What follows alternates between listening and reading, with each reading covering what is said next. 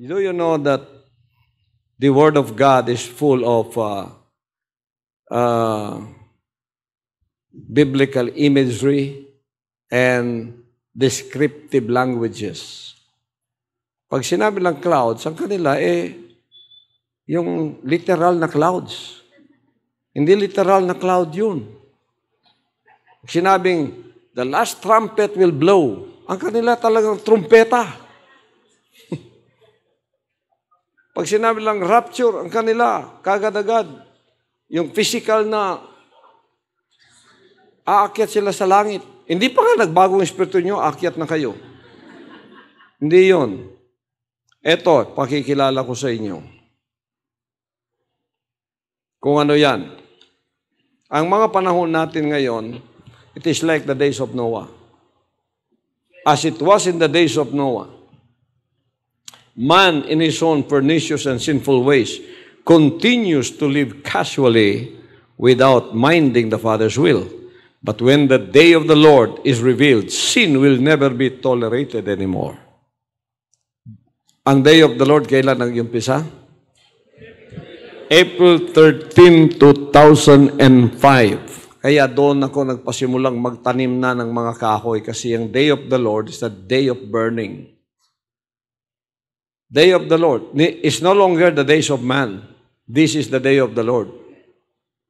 Ang day of, pareho sa panahon ni Noah, the day of man, they were given 120 years. Day of man pa yun. Days of man pa yun.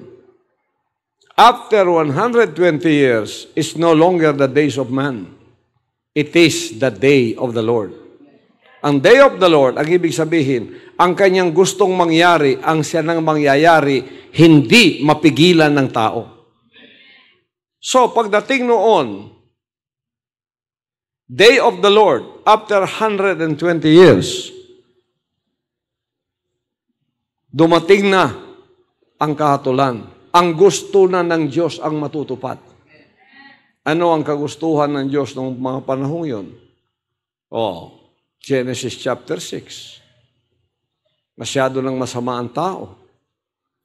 Kaya nilipol ng Diyos ang tao sa kanyang kasamaan. Kaya yung masama, ang inyong pakiramdam, lumalampas yan sa Diyos. Hindi, nagtitipon lang. Nag-iipon lang hanggang sa yan ay aanihin ng tao na makasalanang ayaw sumunod sa kanyang dakilang kalooban.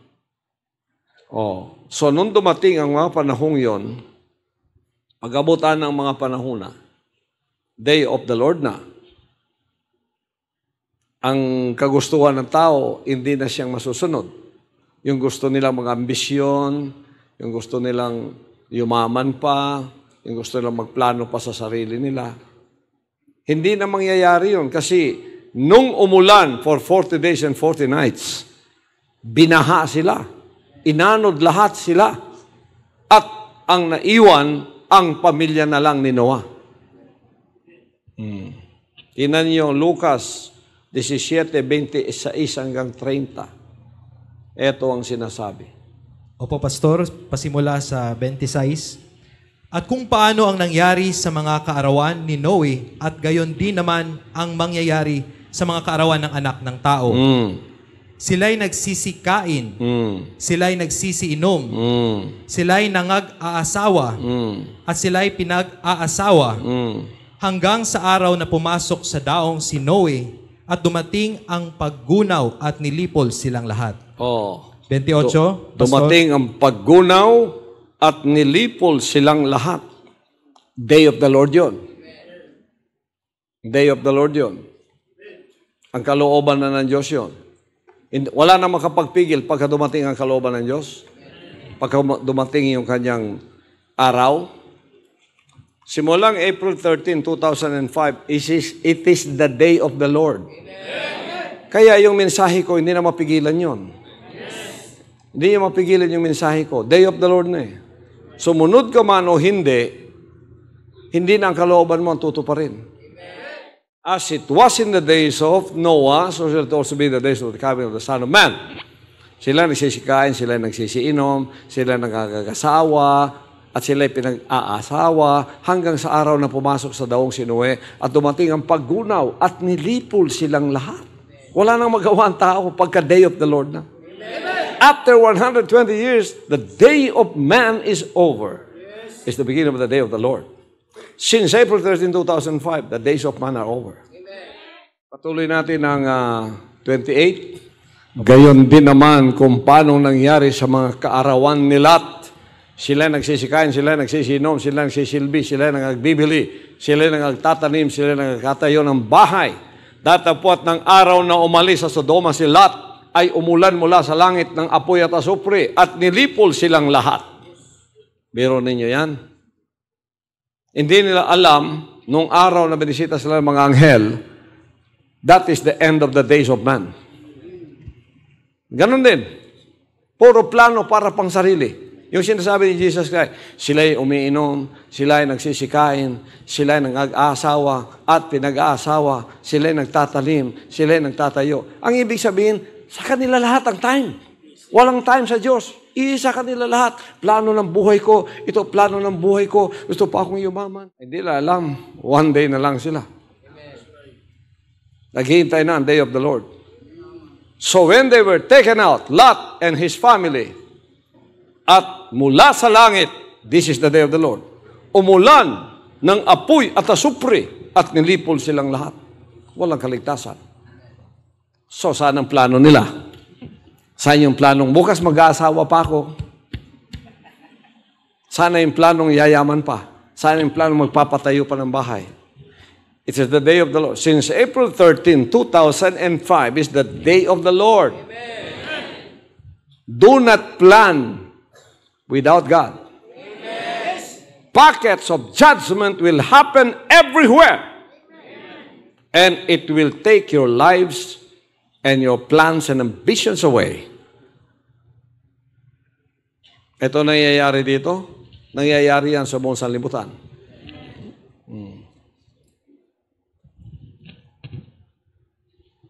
Lalo na, napakaraming mga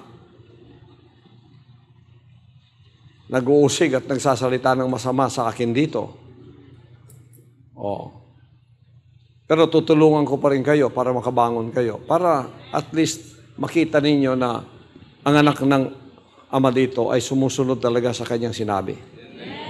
So, ihinto na muna yung bibig ninyo kasi lumilitaw kayo na mga ignorante kayo sa mga bagay espiritual.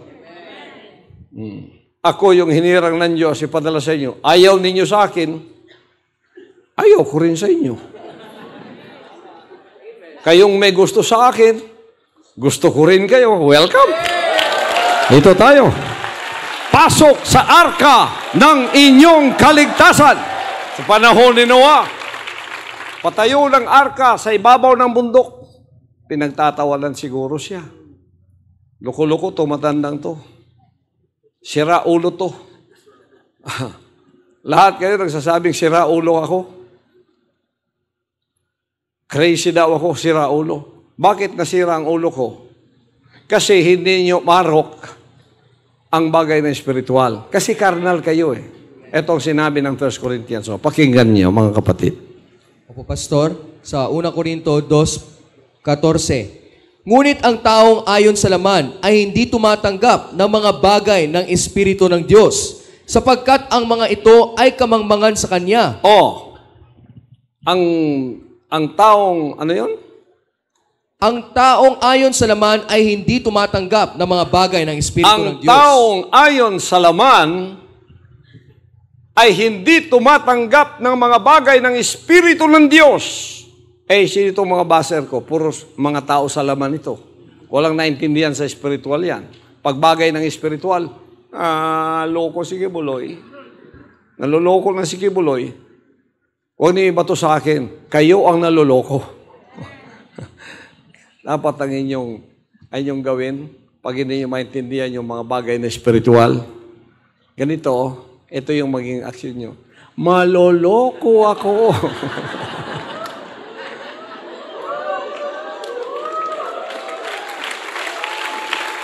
Yan na, nakasulat na, di ba? Ang taong ayon sa laman, itong mga tao, laman lang ang kanila eh. Walang spiritual yan eh. ay hindi tumatanggap ng mga bagay ng Espiritu ng Diyos. Yung mga kapayagan, kalokohan yan sa kanila. Sapagkat ang mga ito ay kamangmangan sa Kanya. At hindi niya nauunawa sapagkat ang mga yaon ay sinisiyasat ayon sa Espiritu. Ay wala silang Espiritu. Paano lang masisiyasat? Tingnan mo, hindi niya ito mauunawa. Pag hindi niya nauunawa, naluloko na yung utak niya, ibabato ngayon sa akin. At sasabihin, crazy si Kibuloy. Naluloko na. Ipatingin na yan sa mental. Baligtad. Yan o. Di ba kayo yan? Ako, unawaan ko lahat yan. Spiritual ako eh. Patuloy. Ngunit, ang Espiritu ay nagsisiyasat sa lahat ng mga bagay at siya hindi sinisiyasat ng sinuman. Ang taong espiritual, hindi mo siya masisiyasat. Hindi mo siya maaarok. Pero siya umaarok sa lahat. Alam ko kung hanggang saan ang pinupuntahan ng utak niyo. Pero ang pinupuntahan ng utak ko sa espiritual, hindi ninyo alam. Maliban kung ito'y aking ipahayag. Sapagkat sino nakakalas pag-isip ng Panginoon upang siya turuan niya. Datapot nasa atin ang pag-isip ng Kristo. Sa Bisaya daw, ulitin natin yun. Sa Bisaya po, Pastor, sa 14, ang tao nga kalibutanon, dili magadawat sa mga igatudlo sa Espiritu sa Dios. Mga kalibutanon, paminaw mo. Klaro kaya mo ba? Ako adlaw-adlaw nagampu sa amahan mo niya akong ministry. Kamu karon lang mo nito nga. Sige, inom-inom, red horse, tapos mo comment mo sa ako, Mauwaw mo. Ang kaong kalibutanon dili magadawat sa mga igatudlo sa Espiritu sa Dios, kay alang kaniya kini mga binuang. Og siya dili arang makasabot dini tungod kay kiniugod kinahanglan mang pagatog karon sa espirituhanon nga paagi. Nya dili mga espirituhanon kay di gatuman. Puros lang religyoso pero dili matinumanon kay dili espirituhanon kay dili matinumanon. Kung saan yung pagtugkad.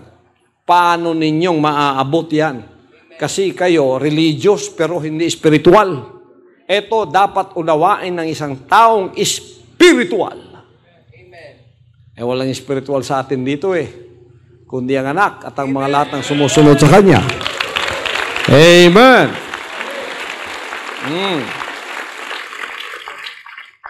This is the day of the Lord. Remember that. No one can stop the progression of the spirit of obedience to the Father's will advocated by the appointed Son. The age of ignorance is over. From April 13, 2005 onwards, it is no longer the days of man. When the day of the Lord was declared, it is the Father's will that should be supreme above all. Man's will is now irrelevant. These are the days of repentance. Acts 17:30-31. In the times of this ignorance, God winked at, but now commanded all men everywhere to repent, because He hath appointed a day, April 13, 2005, in the which He will judge the world in righteousness by that man whom He hath ordained, whereof He hath given assurance unto all men, in that He hath raised Him from the dead. That's Jesus Christ. Where is Jesus Christ right now? In His temple. In His house. In His body. In His Son. He is judging the whole world through the appointed Son. I am the microphone of Jesus Christ. I am the magnifier of His words. Ako ang sound system sa Diyos. Siya ang speaker, ako ang mikropono. Para madungog. Siya ang tagapagsalita sa loob ko at ako ang kanyang mikropono para marinig ng buong sanlibutan ang sinasabi ko. The words I speak unto you, I speak not of myself, but the Father that lives in me. Ang mga salita sinasalita ko sa inyo, hindi sa sarili ko, kundi sa Ama na nananahan sa akin. Praise the Father. Days of the Lord. Days of the Lord ito. Hindi nyo alam kung kailan darating ang dilubyo. Yung dilubyo sa panahon ni Noah, pagkalahatan, minsan. Ito ngayong dilubyo, days of the Lord, package of judgment. You don't know where it will strike. To take away the lives of people who have not repented. So it is better for you to plan now with God through the appointed Son. Plan your life with God through the appointed Son. These are the days of repentance. Come. The last trumpet message is the message of repentance. Father, not my will from now on, but your will be done. Makipag-uyon ka na. Makipag-kaisa ka na sa day of the Lord. Alam ko, Ama, hindi na po kalooban namin na matutupad ang siya yun na. Anytime, pwede mo nang kunin ang buhay namin. Anytime, package of judgment will arise. Oh. Hindi lang dito yan sa Mindanao, Pilipinas. All over the world. Tingnan niyo doon sa mga first world countries na bansa. Very comfortable ang buhay. Pero, apoy naman ang pinabibisita sa kanila doon. Very dry. Tapos masusunog, hindi na maapula. Dito naman sa atin, eto, pagyanig. Lindol. Nakakatakot. Acts 17:30-31. Tagalog, please. Opo, Pastor, sa Tagalog. Ang mga panahon ng kahangalan ay pinalipas na nga ng Diyos. Datapwat ngayon ipinag-uutos niya sa mga tao na mangagsisi silang lahat sa lahat ng dako. 31, Pastor. Sapagkat siya'y nagtakda ng isang araw na kanyang ipaghuhukom sa sanglibutan ayon sa katwiran sa pamamagitan ng lalaking kanyang itinalaga, na ito'y pinatunayan niya sa lahat ng mga tao nang siya'y buhayin niyang maguli sa mga patay. Sapagkat siya nagtakda ng isang araw na kanyang ipaghuhukom sa sanglibutan ayon sa katwiran. April 13, 2005, ang araw na kanyang itinakdang magpasimula na ang Day of the Lord. Diba mula noon hanggang ngayon, kita niyo yung package of judgment nangyayari buong sanlibutan. At ang mensahe ko naman, buong sanlibutan pa rin. The revelation of the appointed Son in our generation is a shocking truth to the religious and denominational world. It is disconcerting to the age-old dogmas and tenets based on rituals and traditions. Since April 13, 2005, their heavens have been closed down, naging irrelevant. Kaya masakit sa kanila. Na kahit totoo na yung napapakinggan nila sa akin dahil loyal pa sila sa mga relihiyon nila, naging bulag sila. At ipinupukol sa akin yung mga kasamaan. Hindi ako nagdadamdam doon kasi that is included in the territory of being a son, of being an appointed son. Ministry ko yun. You bash me all you can. I will still love you. I still love you.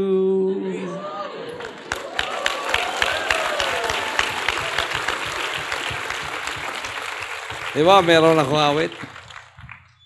I love you forever till the end of time.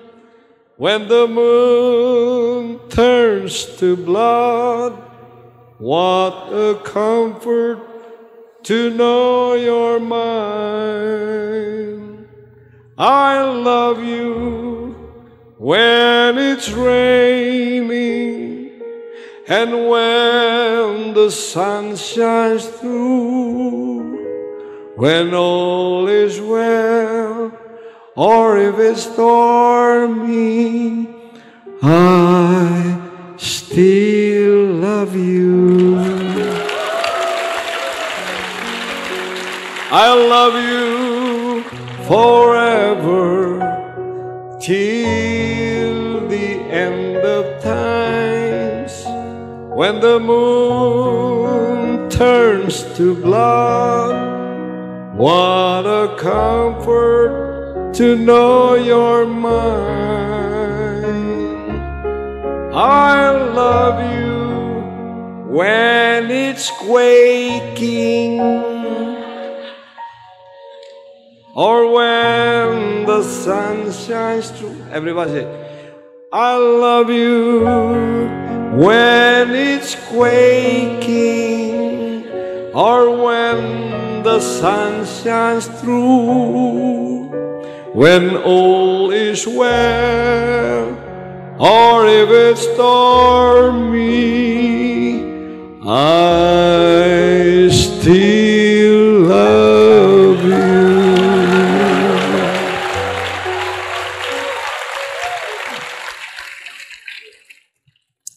Hebrews 12:25 to 29. Masaya ba kayo? Yes! Praise the Father. Opo, Pastor, sa mga Hebreo 12, pasimula sa 25. Pag-ingatan ninyong kayo'y huwag tumanggi sa nagsasalita, sapagkat kung hindi nakatanan ang mga isitanggi sa nagbalita sa kanila sa ibabaw ng lupa, ay lalo pa tayong hindi makatatanan na nagsisihiwalay doon sa nagbabalitang buhat sa langit. 26, na ang tinig na yaon ay nagpayanig noon ng lupa, datapwat ngayon nangako siya at nagsasabi, minsan pang yayanigin ko, hindi lamang ang lupa, kundi pati ang langit. Yan. Yayanigin, hindi lang ang lupa, pati na langit. Mga langit ninyo, wala na. Langit ng relihiyon, hindi na yan ang pag-asa ng tao. Ang bagong langit ng kaharian na kung saan nagkatipon ang kanyang mga anak na tinawag na nagsisi at mula ngayon ay sumusunod sa kanyang kalooban, yan ang bagong langit na tatayo. Langit ng kaharian ng Diyos sa lupa. 26, 27, 28, 29. Opo, Pastor, sa... At itong salita minsan pang ay pinagkakahuluganan ang pag-aalis niyaong mga bagay na niyanig, gaya ng mga bagay na ginawa upang mamalagi ang mga hindi niyanig. Kaya pagkatanggap ng isang kahariang hindi magagalaw, ay magkaroon tayo ng biyayang sa pamamagitan nito, ay makapaghandog tayong may paggalang at katakutan ng paglilingkod na nakalulugod sa Diyos. Praise the Father. So, ito na yung panahon ng mga pagyanig ng langit at ng lupa, literal at espiritual. Literal na lupa, spiritual na lupa. Sino yung lupa? Yung taong naniniwala. Sino yung langit? Yung doktrinang pinaniniwalaan mo. So, ang doktrinang pinaniniwalaan mo makapaglalangit sa iyo, yan ang langit mo. Pag naniniwala ka sa Holy Tree, yan ang langit mo. Yanig na yan. Giba, nilindol. Hindi makatayo kasi walang pagsusunod. Binago ang salita ng Diyos. Kuha ninyo mga kapatid.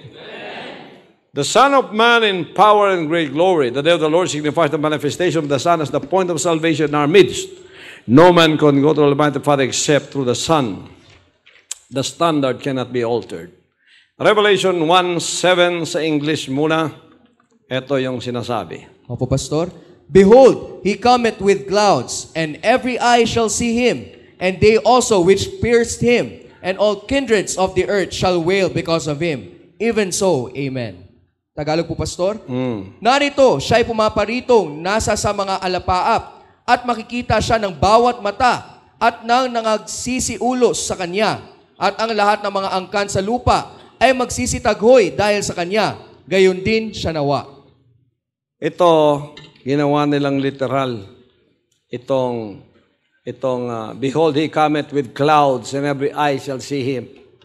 Ginawa nilang literal yung clouds dyan.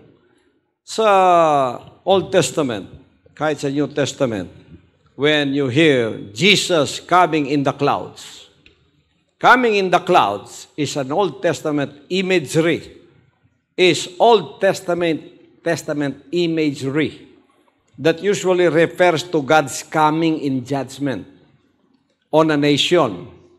God using another nation's army usually carried out this type of coming. Tingnan yung Isaiah 19:1. The burden of Egypt, behold, the Lord rideth upon a swift cloud, and shall come into Egypt, and the idols of Egypt shall be moved at his presence, and the heart of Egypt shall melt in the midst of it. The scripture describes God coming up as a cloud in a swift judgment against Egypt. The next scripture that has Jeremiah using the same descriptive language is also describe God's coming in judgment. Pagka nakabasa kayo dyan sa descriptive language ng Biblia, God coming in a cloud, it means God coming in judgment yan. Jeremiah 4:13 to 14, behold, he shall come up as clouds, and his chariots shall be as whirlwind. His horses are swifter than eagles. Sabi niya, woe unto us, for we are spoiled. O Jerusalem, wash thine heart from wickedness, that thou mayest be saved. How long shall thy vain thoughts lodge within thee? This describes his coming in judgment to spoil Jerusalem. Coming in judgment. Coming in the clouds. His horses are swifter than the wind. Descriptive language lahat yan. Ito namang mga hindi malalim, puro karnal ang pagsabot. Ang second coming, hinihintay nila. Si Jesus Christ darating in clouds of glory. Di ba matagal na yung hinihintay yan? Anong nangyari? Puro clouds na may ulan ang dumating sa inyo. Notice how this is some of the same biblical imagery that is found in the book of Revelation. The high priest and the Jews knew the language of the Old Testament. That is why they were so angry about the answer Jesus gave to their question about him being the Messiah or not. In answering that question, Jesus said he had the power to come in judgment against Jerusalem. He went on to show that his coming in judgment would be the sign that confirmed that he now ruled in the heavens and has established his kingdom in the earth. Ezekiel chapter 30 contains more of the same type of biblical imagery. Ezekiel chapter 30 verse 3, for the day is near, even the day of the Lord is near. A cloudy day. Kita niyo? A cloudy day. It shall be the time of the heathen. Ezekiel 30 verse 18 to 19. At Tehaphnehes also the day shall be darkened, when I shall break there the yokes of Egypt, and the pomp of her strength shall cease in her. As for her, a cloud shall cover her, and her daughter shall go into captivity. Verse 19, thus I will execute judgment in Egypt, and they shall know that I am the Lord. In these scriptures from Ezekiel, God describes his coming in the clouds of judgment against Egypt, using a heathen army, and Nahum used the same type of imagery in his prophecy. Sa Nahum chapter 1 verse 2 to 6, God is jealous, and the Lord revengeth. The Lord revengeth and is furious. The Lord will take vengeance on his adversaries, and he reserveth wrath for his enemies. The Lord is slow to anger and great in power, and will not at all acquit the wicked. The Lord hath his way in the whirlwind and in the storm, and the clouds are the dust of his feet. Talks about the clouds. The clouds are the dust of his feet. He rebuketh the sea and make it dry, and drieth up all the rivers. Bashan languisheth, and Carmel and the flower of Lebanon languisheth. The mountains quake at him, and the hills melt, and the earth is burned out. Diba? Nangyayari lahat yan. Oh. The mountains quake at him, and the hills melt, landslide, and the earth is burned up.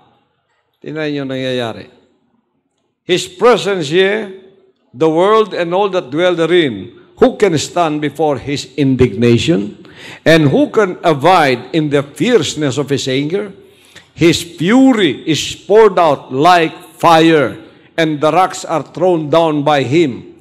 A lot of Bible prophecy teachers say that Revelation 16:12 is literally talking about the Euphrates River drying up to allow physical army to come and attack modern-day Israel.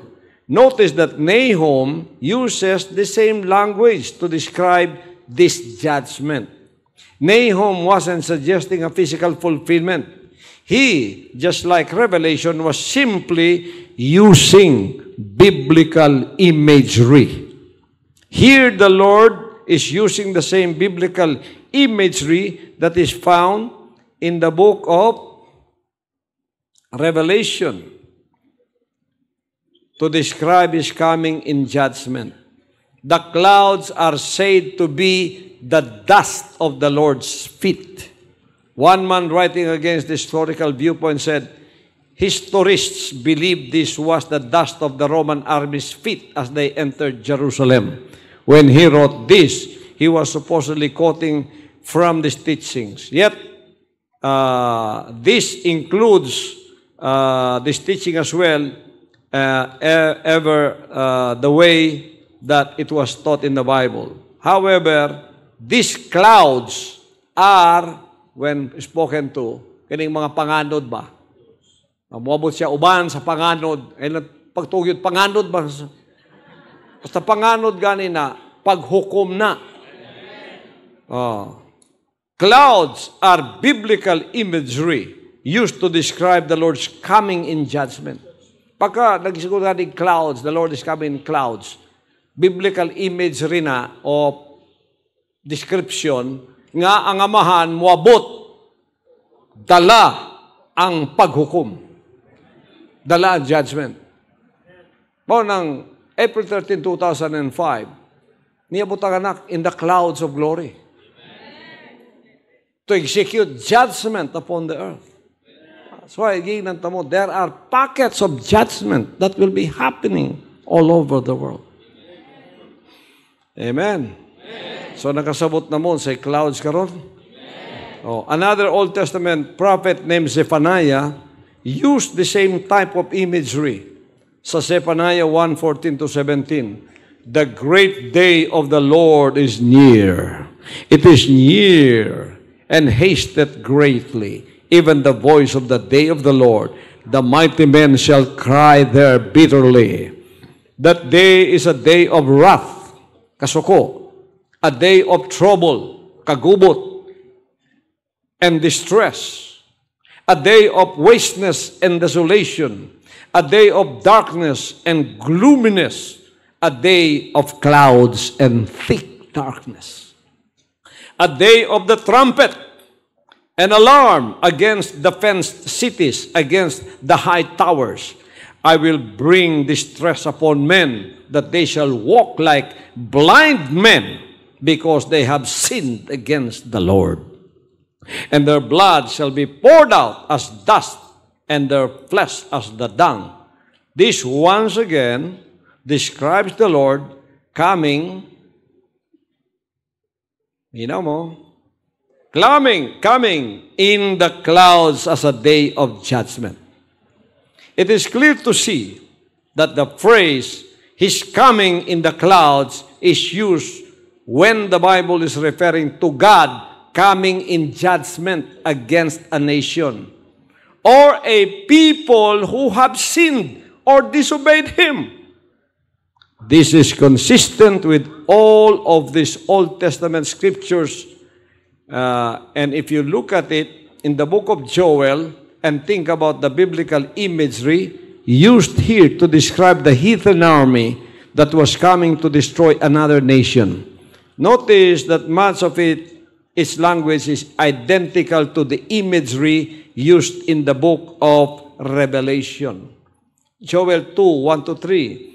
Blow ye the trumpet in Zion, and sound an alarm in my holy mountain. Let all the inhabitants of the land tremble, for the day of the Lord cometh, for it is nigh at hand, a day of darkness and gloominess, a day of clouds and of thick darkness, as the morning spread upon the mountains, a great people and a strong, there hath not been ever the like. Neither shall be any more after it, even to the years of many generations. A fire devoureth before them, and behind them a flame burneth. Kita ninyo? Ang day of the Lord is a day of trouble. It's a day of panic. It's a day of gloominess. It's a day of clouds of judgment. Niya katong ipadayag sa kuha, yung pinakita sa akin, na nasa parang ako. Pero meron local, pandemonium everywhere. People crying, running in panic. Gasoline depots bursting. I woke up trembling, not knowing what that was. Second night, the dream revelation was repeated, only on a global scale. Grabe na. Di sa NASA. Basta na yung mga calamity, kita ni mga tao, maglakaw mo na siya Walking Dead. Ito na ito mo sa Hayan, sa Yolanda. Oh. And then I saw this caption, the sun shall be turned into darkness, the moon into blood, before the great and notable day of the Lord come. Oh, was the sun, this big religion who are giving you the light before. And the moon are the lesser lights. And the stars, yun ang mga heaven natin noon, na tinitingala natin. Doon tayo kumukuha ng light. Oh. Pero yan ay magdidilim in the day of the Lord. When it talks about sun, moon, and stars, it's talking about powers and governments. Ita ninyo si Joseph nung siya na naginip, tapos nagalit yung mga kapatid niya sa kanya kasi Joseph the dreamer siya. Na naginip siya na, what is your dream, my son? Well, I dreamt that the sun, the moon, and the stars, they all bow down before me. The sun, moon, and stars refers to the powers na naadya itong panahon na. Nagbow sa Yaha. Itong mga igsoon niya to. So, a day of the Lord is near. It's now here. It's a day of wrath. Basa daw ng Zephaniah 1:14-17 sa Tagalog. Opo, Pastor, sa 1:14, ang dakilang kaarawan ng Panginoon ay malapit na at nagmamadaling mainam. Sa makatuwid bagay ang tinig ng kaarawan ng Panginoon, ang makapangyarihang tao ay sumigaw roon ng kalagim-lagim. 15, Pastor, ang araw na yaon ay kaarawan ng kapuutan. Oh, ito'y araw ng kapuutan. Kaarawan ng kababagan at kahapisan. Kababagan, kahapisan, paghihinagpis. Sige. Kaarawan ng kawakasan at kasiraan. Kaarawan ng kadiliman at kalumbayan. kaarawan ng mga alapaap at pagsasalimuot ng kadiliman. Oh, kalapaap at pagsasalimuot ng kadiliman. Basta nagkabasa mo diyan ng clouds. Judgment. God coming in judgment yan. So nakita ninyo mga kapatid? Ito namang mga makasanlibutan at makalaman ay naghihintay. Ayan na, makapal na yung clouds. Hindi po. Huwag kayong literal. Makinig kayo sa akin sapagkat ang lahat ng ito ay spiritual.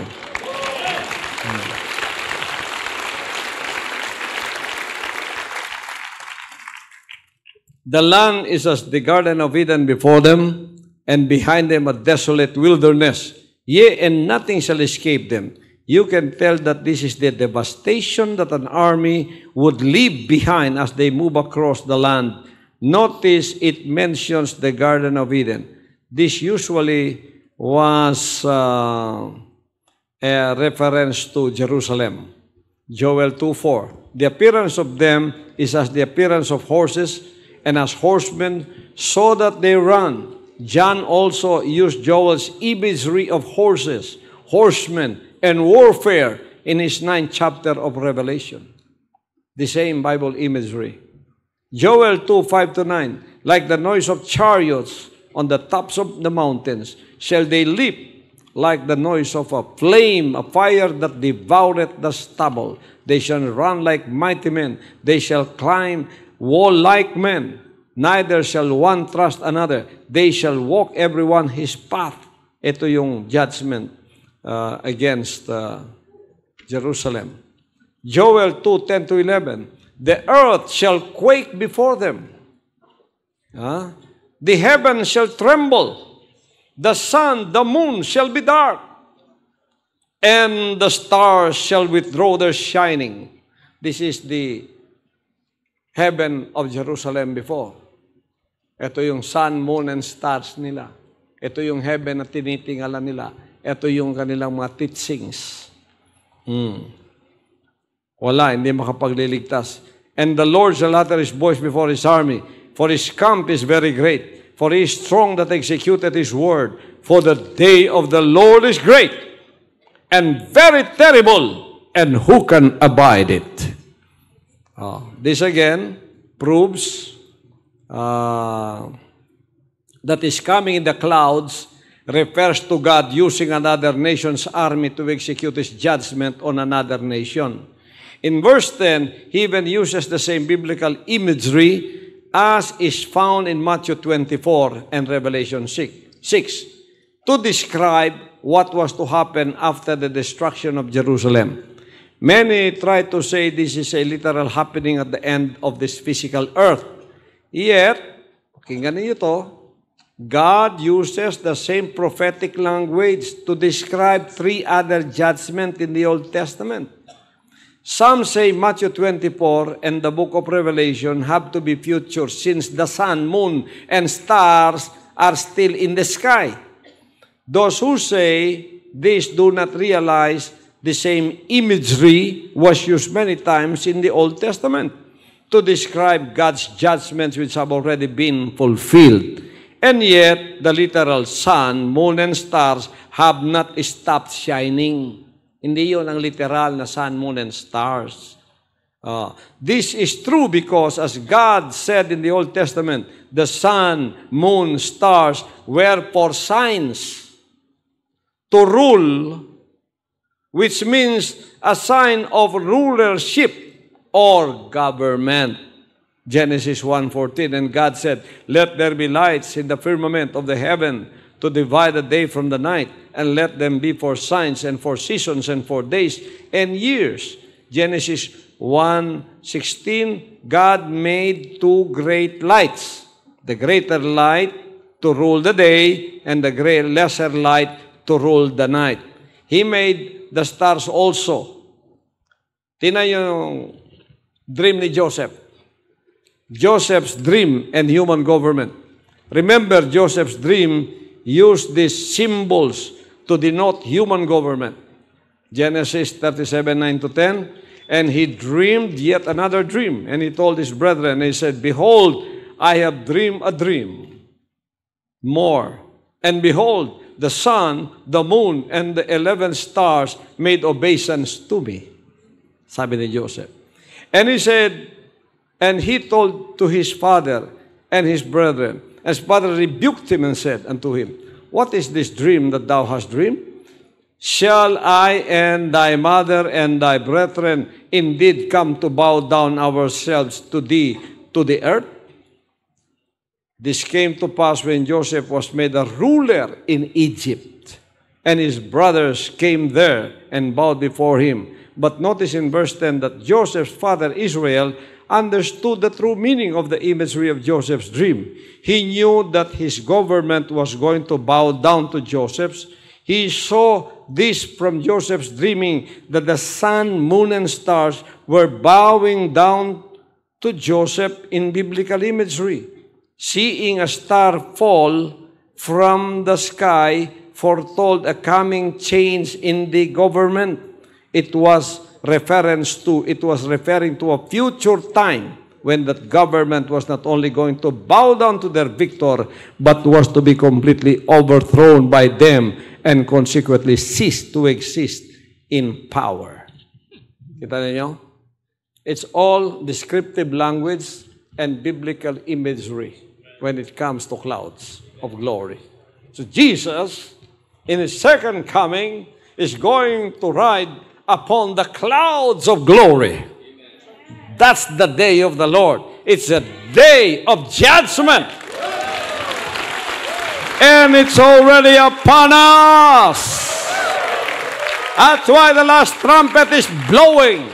This is the trumpet message that will call every children, sons and daughters in the rapture. Repent! Come! Be transferred. Alam ba ninyo, rapture is a transferring. It is a divine transference. It's not physical. First of all, it is spiritual. Tapos itong mga taga-church age, naghihintay palagi. Hintayin mo ang Panginoon. Darating, hatulang kanya kibuloy sa pinagsasabi mo.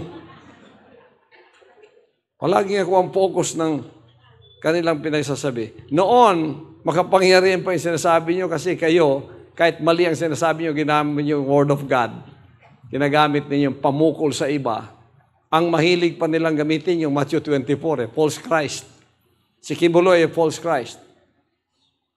Saan nyo nabasa? Sa Matthew 24, nagsasabi bang si Kibuloy ang false Christ? Wala kayong nabasa, di ba? Ngayon, pinapayuwati ko sa inyo, sino ang false Christ? Ang gumagamit sa pangalan ni Kristo, pero hindi binabanggit ang kanyang sinabi, false Christ yan. Jesus Christ is my Savior. Jesus Christ, siya lang ang tagahatol. Jesus Christ, magsisi ka kibuloy. Managot ka kay Jesus Christ, kay Jesus Christ, kay Jesus Christ. Pero never did you mention His words. Never did you mention His words and say, let's repent and follow His words. Because the true Jesus Christ is known by His words.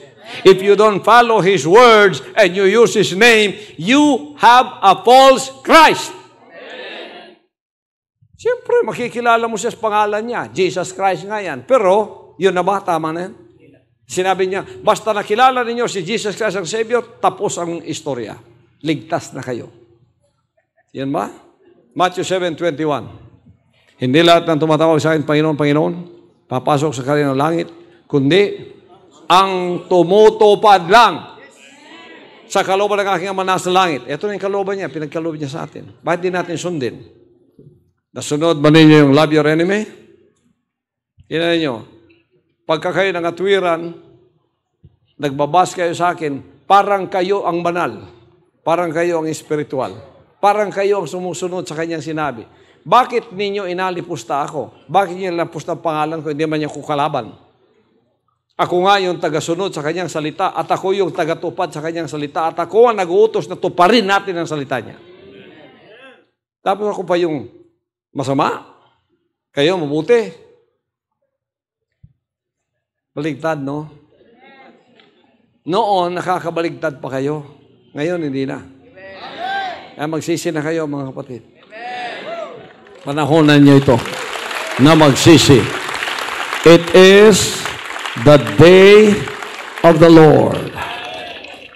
So, the sun, the moon, yung mga lights ninyo noon, ito yung pinakamalaking liwanag ninyo, pinakamalaking relihiyon ninyo, yun ang araw ninyo noon. Tapos yung pangalawang malaking mas relihiyon, yun ang inyong moon, yun ang nagbibigay ng liwanag sa inyo noon. Mga langit ninyo yan eh. Yung mga bituin, yun ang mga lesser lights ng mga denominasyon at relihiyon. Nakatingala kayong lahat doon noon. Ngayon, dumating ang day of the Lord, nangatagak tanan na. The sun shall be turned into blood. The moon, dark na. Wala na yung light diha. There's no more light there. The greatest light now is Jesus Christ and His words. Follow, obey, love, be obedient, loyal, committed, dedicated to His words. Because He is the light of the world through His appointed Son.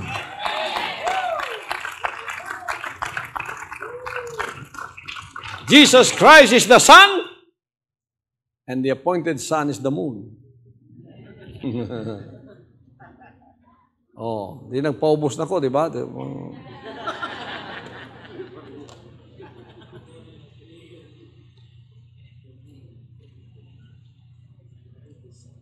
Then the Father said, "My son, you shall be my son. My S-O-N, you'll be my S-U-N." Oh, para sa iyang katauhan. O di naliwanagan kayo lahat, di ba? The light has come upon us. The darkness that covers the earth is over. Ang darkness, yung darkness dyan, yung bang mga kasinungalingan, kabaligtaran na sinasabi, yun ang mga darkness. Napawi na yan, hindi sila makapanilin lang pa. Matthew 24:29-31, dali-dalian natin. O Pastor, sa Mateo 24, simula sa 29. Sa datapwat, karakarakang pagkatapos ng kapighatian sa mga araw na yaon, ay magdidilim ang araw, at ang buwan ay hindi magbibigay ng kanyang liwanag. At mga lalaglag ang mga bituin mula sa langit, at magsisipangatal ang mga kapangyarihan sa mga langit. Yan ang mga langit ng relihiyon. Nagsisipaghulog na yung mga bituin. Ang mga liwanag ng kanilang mga araw at buwan ay wala na.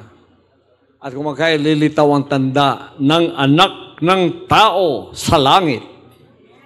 At kung magsisitaghoy ang lahat ng mga angkan sa lupa. Magsisitaghoy. Mga sakit ba? Lahat sila magsisitaghoy. Ang uban sila, awu! Sa kasakit gani. Ano niyo sa mga basing nila, sakit kayo. At mga kikita nila ang anak ng tao na napaparitong sa mga alapaap ng langit na may kapangyarihan at dakilang kalwalhatian. Naintindihan na ninyo ngayon? Sa English, immediately after the tribulation of those days shall the sun be darkened, and the moon shall not give her light, and the stars shall fall from heaven. Dili na literal nga mga stars. Naku. Kahit isang star lang mahulog sa langit, patay tayong lahat. Because the smallest star is 100 times bigger than the planet Earth. Pag nahulog dito yan, meron nga mga meteorite, binabantayan ng NASA eh. Pag may nahulog dyan na kasing laki ng 2 square kilometer ang kalaki, wala na. We're done away with. That was the time when there were dinosaurs. At ganun kalaki ang nahulog, patay lahat dinosaurs. Lahat ng mga buhay noon. Hindi yun. Okay? And the stars shall fall from heaven, and the powers of the heaven shall be shaken. And then shall appear the sign of the Son of Man in heaven. And then shall all the tribes of the earth mourn. And they shall see the Son of Man coming in the clouds of heaven with power and great glory. Clouds. He's coming with the clouds of judgment with power and great glory. Ito na ngayon yan. Itong langit na to, ito yung langit ng Diyos. Yung langit nila, langit din yun. Pero nawala ang langit na yon. Ito yung tunay na langit. Nag-appear na siya. Makikinig sila sa akin ngayon. Iiyak sila. Because nakasulat to. The tribes of the earth will mourn. Lahat ng tribes, lahat ng mga denominasyon at relihiyon, mga tribo, magangalit ang ngipin nila, iiyak.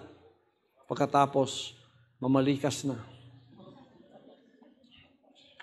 Amen? The Almighty Father has given all judgment to the Son, and this power will vanquish the works of iniquity. It is a dreadful day for the ungodly because their evil works will be judged. Wow! John 5:22-23, English lang.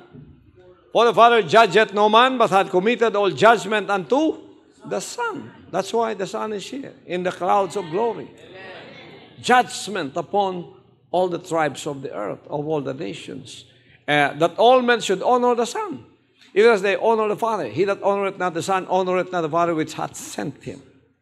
Oh, if you don't honor me, you don't honor the Father. So, kung gibalikas ko ninyo, ang amahan may gibalikas ninyo, nakasulat na. Na, di mo totoo, di kayo maniwala. Sige pa kayo, sige, patuloy pa kayo. Every word will be recorded. Every idle word you utter in this, it will be recorded in heaven. And you will answer for that in judgment. Every word. Okay lang yun. Ginagawa ninyo yun. Kung hindi ako totoo. On the other hand, baka ako ay totoo. Anong gagawin niyo? So, tuturuan ko kayo. Turuan ko kayo. Para maging safe kayo, close your mouth na lang.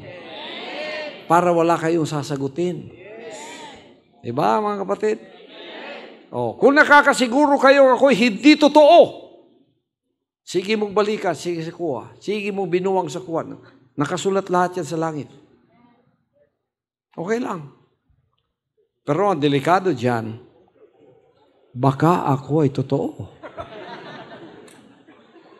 Babalik lahat sa iyo ngayon yan. Ano yung sinabi niya? By your words will be justified, by your words will be condemned. Sige. Opo, Pastor, sa Matthew 12, starting with verse 36, sa Tagalog po, Pastor. At sinabi ko sa inyo, na ang bawat salitang walang kabuluhang sabihin ng mga tao ay ipagsusulit nila sa araw ng paghuhukom. Sapagkat sa iyong mga salita, ikaw ay magiging banal. At sa iyong mga salita ay hahatulan ka. Oh, yung mga salita mo rin ang hahatol sa iyo kung anong sinabi mo. So, mag-ingat kayo sa sasabihin ninyo kasi hindi kayo nakakasiguro nga ako'y hindi totoo. Kung ako pala ay totoo, paano na kayo ngayon? Ibabalik yung salita ninyo ngayon sa inyo. Yan ang hahatol sa inyo. So, to be wise, if you are in doubt, shut your mouth. Then pray, Father, because no one knows the Son but the Father. And no one knows the Father but the Son. Amen? Oh, Isaiah 13:6-13, English na lang. Howl ye, for the day of the Lord is at hand. It shall come as a destruction from the Almighty. Therefore shall all hands be faint, and every man's heart shall melt. Nakita natin sa tribulation, no? And they shall be afraid. Pangs and sorrows shall take hold of them. They shall be in pain as a woman that travaileth. They shall be amazed one of another. Their faces shall be as flames. Behold, the day of the Lord cometh, cruel, both with wrath and fierce anger, to lay the land desolate. Wow. Earthquake. and they shall destroy the sinners thereof out of it. For the stars of heaven and the constellations thereof shall not give their light. The sun shall be darkened in his going forth, and the moon shall not cause her light to shine. And I will punish the world for their evil, and the wicked for their iniquity. And I will cause the arrogancy of the proud to cease, and I will lay low the haughtiness of the terrible. I will make a man more precious than fine gold, even a man than the golden wedge of Ophir. Therefore I will shake the heavens, and the earth shall remove out of her place in the wrath of the Lord of hosts, and in the day of his fierce anger. This is the day of the Lord. Galit na ang Diyos sa kasalanan, lalo na sa mga nagbabas. Tulad ng sinabi ko, ibas ninyo ko kutob sa mahimo, I will not compromise the Word of God. Because salvation is not a popularity contest. And I am not afraid. That's why I'm the appointed son, trained by the Father not to be afraid. Look at all the fearful. Look at the cowards. You cannot be in my place because one bashing, nanlumuna. Meron akong utos na sinusunod. Sabi ng ama ko, don't be afraid. Fear them not that kills the body, but are not able to kill the soul. Fear him who has the power to kill the body and throw your soul to hell. Ang Diyos yun. Siya lang ang kinatatakutan ko. Takot ako na gumawa ng hindi niya kalooban. So tao, says, praise the Father. Woo! The proud will be humbled. Man's reliance to his own might and power is futile in the days of judgment. These earthly accomplishments will be rendered useless.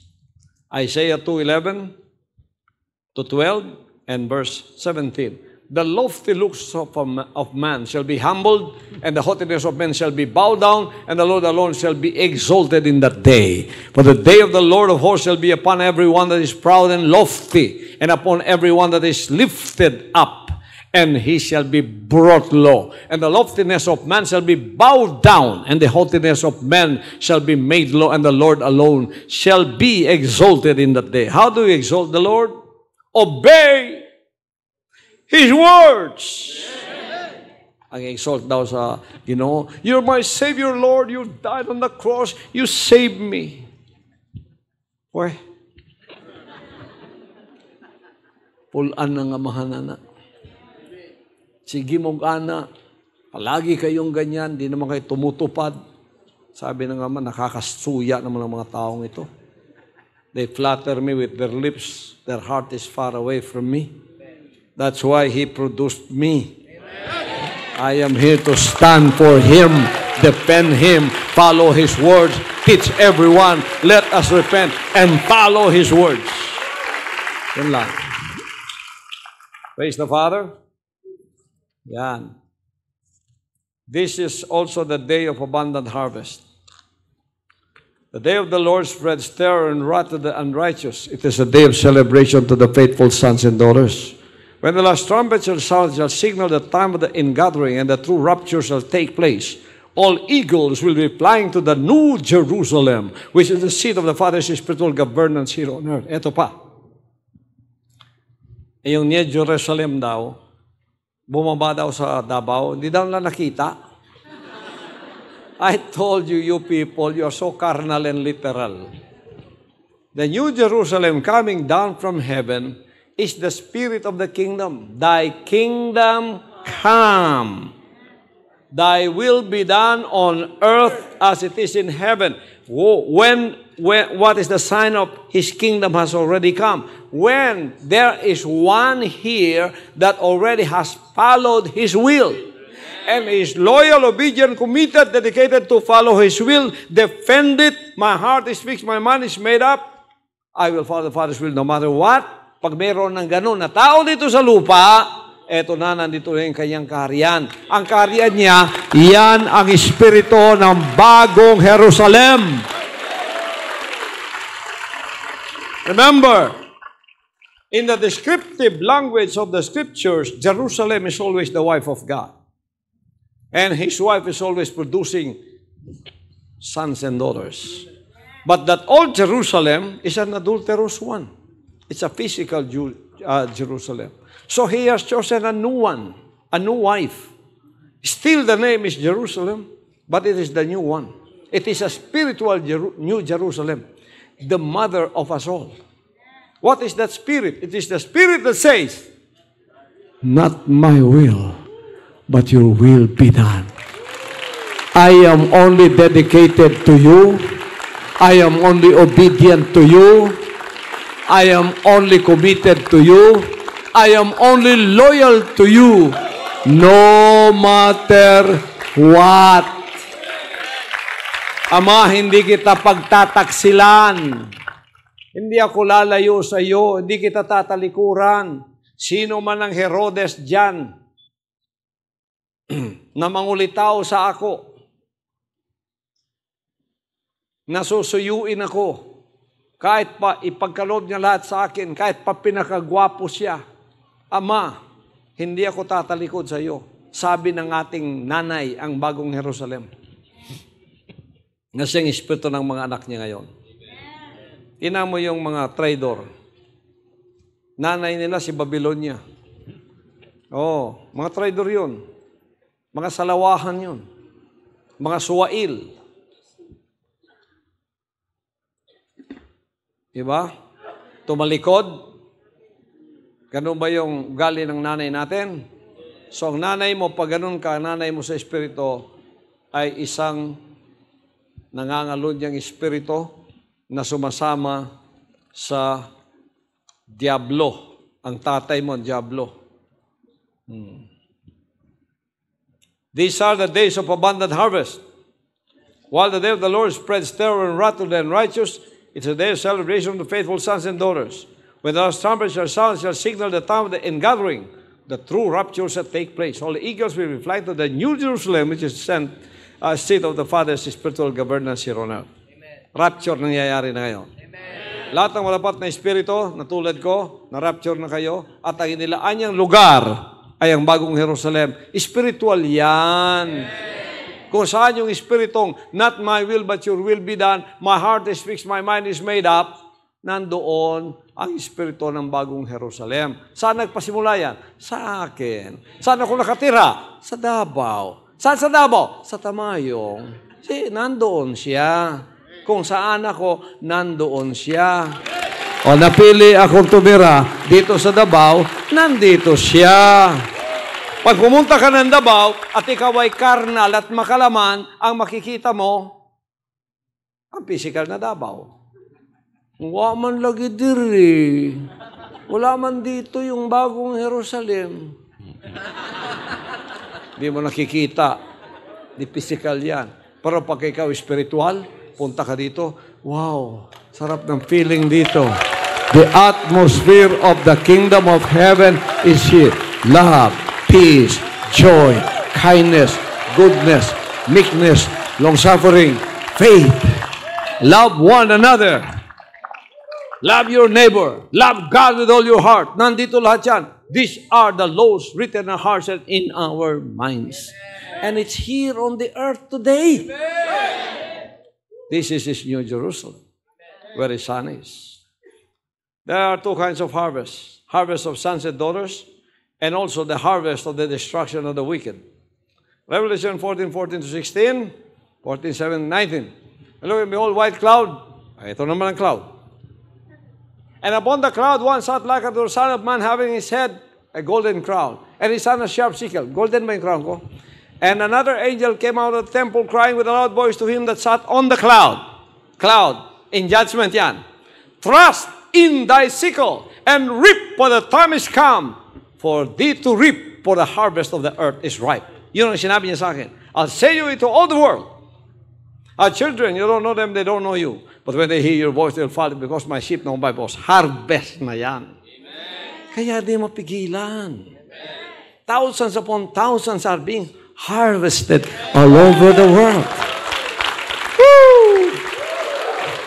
Ito naman. Another angel came out of the temple, which is heaven.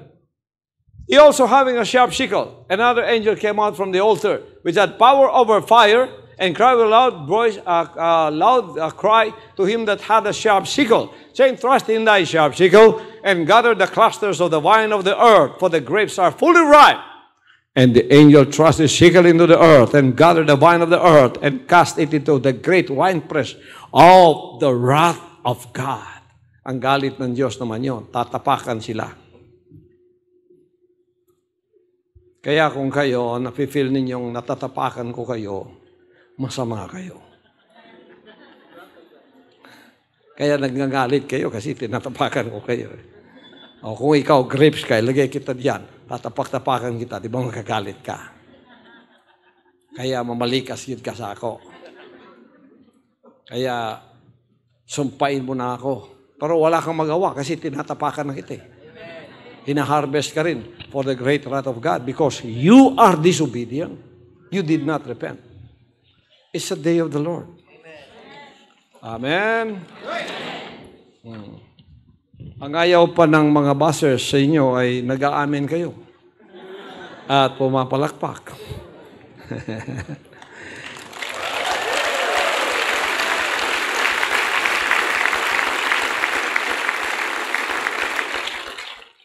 This is the gathering of the good seed and also the gathering of the tares. He answered and said unto them, Matthew 13:37, 3, it is so that the good seed is the Son of Man.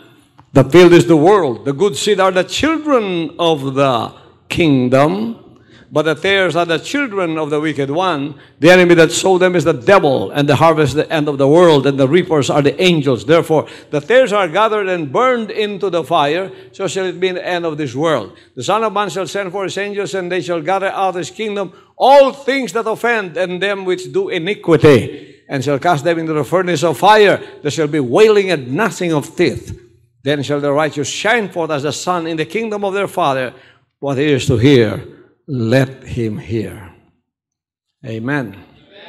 So ang mga tares, ginagather na sila. Mga traidor,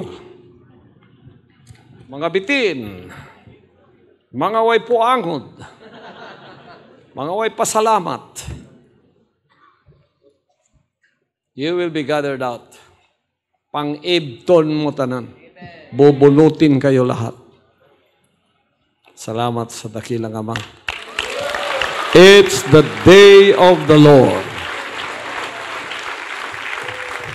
Woo! Hallelujah.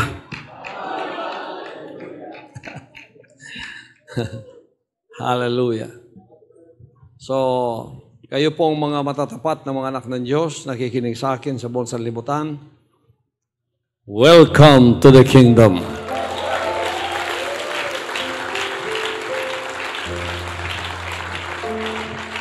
Sa mga masuwain, ayaw sumunod sa kalooban ng Ama, welcome to the winepress of His wrath. It will be trodden down. Kaya nagngangalit kayo ngayon sapagkat nasa ilalim na kayo.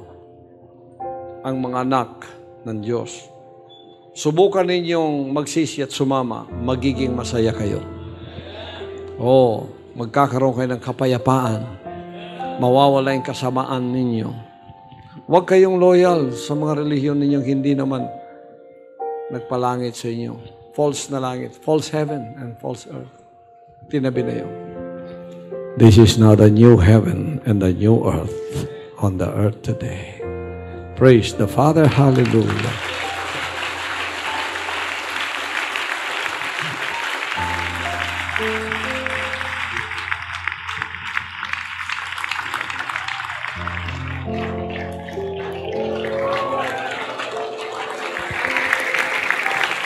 But I love all the souls of humanity.